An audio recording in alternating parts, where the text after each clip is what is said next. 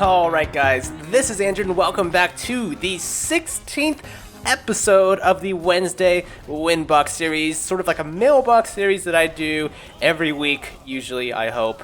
We missed last week. A weekly mailbox series where I cover current events in Overwatch as well as answer some of your questions. So, there's a lot of new stuff going on in Overwatch right now. I mean, we got the new map, Oasis, out on the PTR, a shit ton of Symmetra changes, and we got competitive Season 3 well underway. But that's kind of like a lot of major news, and I figured most of you guys probably know that already. So I try to dig a little bit deeper and see what I can come up with. So the first thing that I will mention is Symmetra changes, right? She's got a huge rework with her E ability. She's got a new friggin' shielding ability as well as like a barrier projector. It's pretty awesome. It's ridiculous.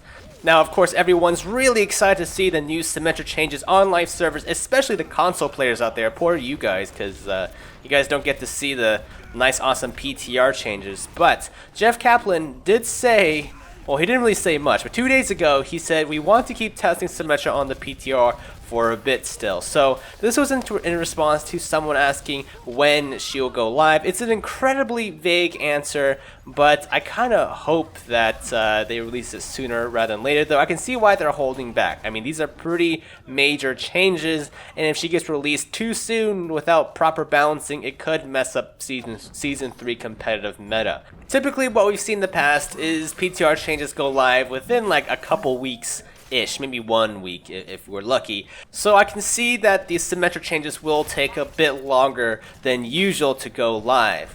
The other thing that I want to mention today was how there's a subset of players out there that seem to be a little bit disappointed with the new in-map mechanics in Oasis, right? You have the moving cars and the jump pad.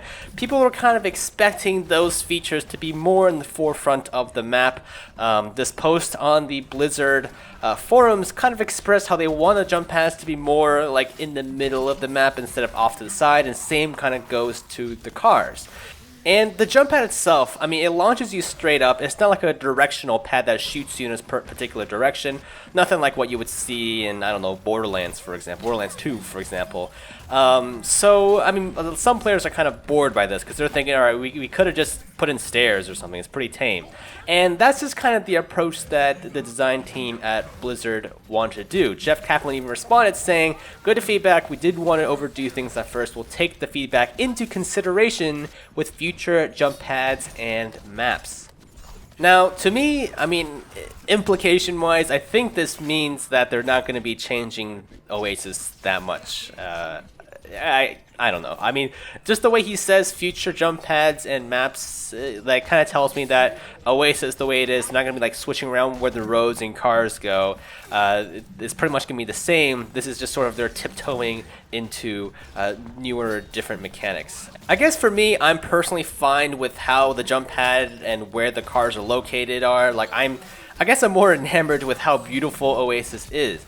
And if you think about it, in some ways, I mean, maybe perhaps if they made the roads with the moving cars and the jump pad like central to the map, like an objective that you must take or something that you really have to play around, perhaps that may be a hit or miss, especially with balance, and maybe not just balance, but even player taste. Not everyone's going to like fighting over a jump pad, you know, bouncing everywhere, and maybe even fighting over around cars, trying to dodge cars and shit like that. Like, I can imagine that being a frustrating experience if that's not something you like. So, I don't know. Either way, I'm pretty okay with it. I'm kind of excited to see what other new maps that the team will be putting out. Because if you guys remember, back in July, Star did a interview with Jeff and the development team while they're playing some games that kind of just streamed together. And Jeff had mentioned that there were 4 total maps that they were working on actively. And we've already seen 3 maps since then, right? We've got Eichenwald in August. We got Antarctica from the 1 vs. 1, as well as Oasis. So that's 3 out of the 4. kind of curious as to see what that last one is. Now, of course, obviously they won't stop developing maps, but it kind of gets me curious. You know, maybe we'll see some directional jump pads or some super like 10-lane highways in the middle of a point capture map. I don't know. I'm just throwing ideas out there, guys. Yeah. Anyways, let's move on to the questions section of this video.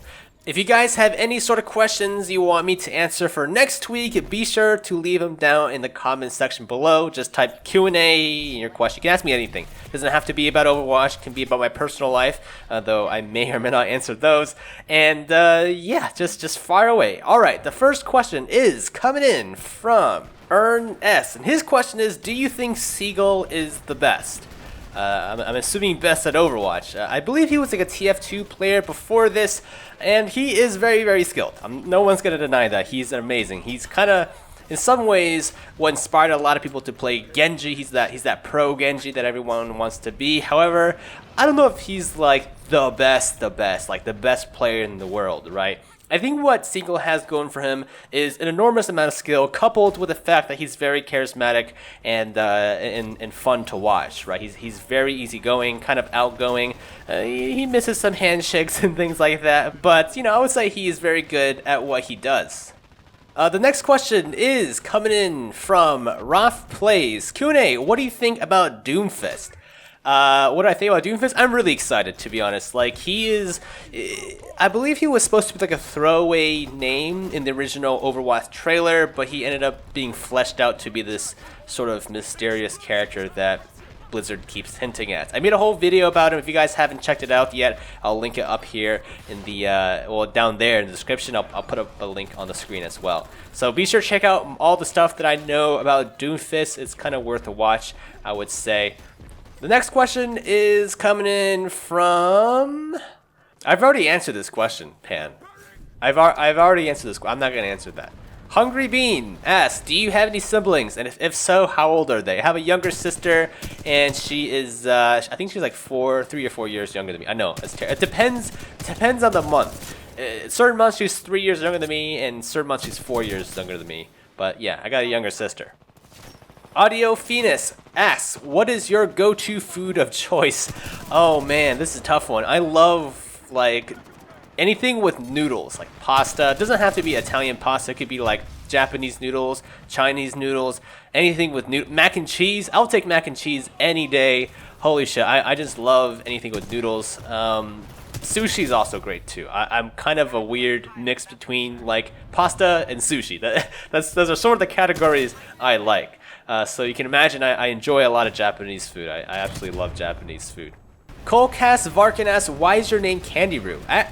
That's a really good question. I honestly don't know. It's a name I came up with many years ago, or maybe my ex-girlfriend came up with it. I don't even remember at this point. But either case, I was looking for a screen name that was like unique enough to the point where I can use it across multiple games and not have it taken.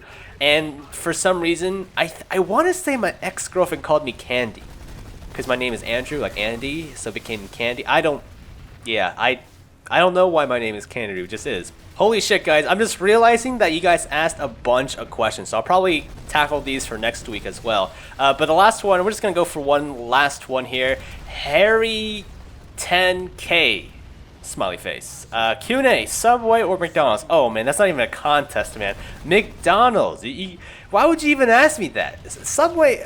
Alright, I'll eat Subway when I'm like really hungry. Like basically when I'm starving and there's nothing else to eat. McDonald's is fucking... I don't care what anyone else says. I'm sure it's unhealthy. Yes, I've seen the pictures of the pink goop. I don't care. McNuggets, I'm gonna eat it. Their breakfast menu, I'm gonna eat it, all of it.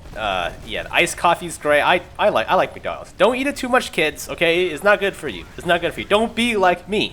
Okay. Look what it's done to me. I make YouTube videos. But anyways, all right. Last question here. I'm sorry, I don't know your name, but Q&A. Why do you keep saying you're not gay when you're obviously gay for Lone Hawk, dude? How dare you assume that Lone Hawk is a guy? Okay. Or actually, how dare you assume that both Lone Hawk and I are girls? Gosh.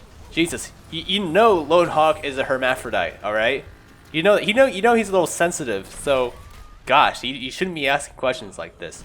But anyways, guys, I hope you all enjoyed this video. That's just about it for today. I'm gonna tackle more of these questions next week. There's a shit ton of them. I really do appreciate it. And hit that like button if you did enjoy this video. And until next time, I'll see you around.